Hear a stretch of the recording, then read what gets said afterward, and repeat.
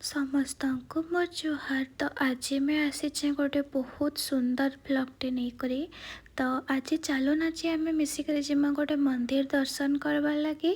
तो यहाँ हूँ पंचमुखी टेम्पल जेनटा कि बेंगलोर थिला बेले मैं जाइली नानी घर 3-4 किलोमीटर डिस्टेंस के थिबा।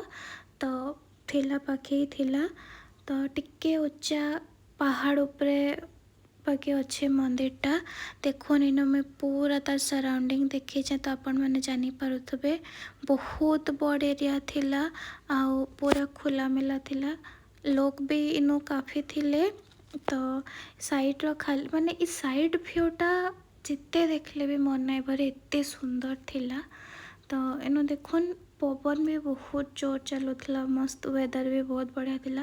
गोटे जिन से कि जिते मे मस आम बेंगलोर थिलु वेदरटा बेंगलोर बहुत भल थिला माने बुलबार लगी। तो इन सब जिन देखला बेले दूर इन चिरागर स्कूल आमको दिशी गला। तो सेटा टिके बाकी मैंने जूम कले देखाली। तापरे मंदिर भितरे तो वीडियोग्राफी अलाउ नहीं थे। तो बाहर जितकी भी होइछे मैं आपण मन को देखे। तो सबुनु बेसी खासियत थिला है पंचमुखी टेम्पल रो है जन मुखा माने देवी मांकर आउ ए त्रिशूलटा भी केते बड़ बनैछन देखुन।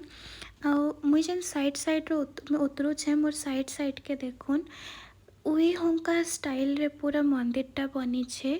तो एटा देखुन एते सारा माने अच्छे एटा पूरा माने बनाबार एतकी क्रिएटिविटी के भी मानबार लगे पड़वा।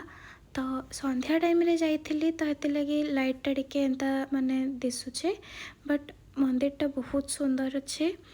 आउ इनो देखुन गोटे बड़ शंखटे आउ सियाड़े चक्रटे बना हिचे।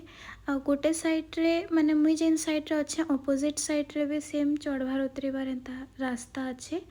तो एटा ही थिला एतकी मंदिर रो। तापरे मंदिर उतरला पर आमे गोटे कैफे गलु आ कैफे के जाइकरी आमे इनो किछि जिनिस ऑर्डर करथिलु खाइबार लगी पेटिस पेस्ट्री पफ आउ ब्रेड एंता किछि किछि।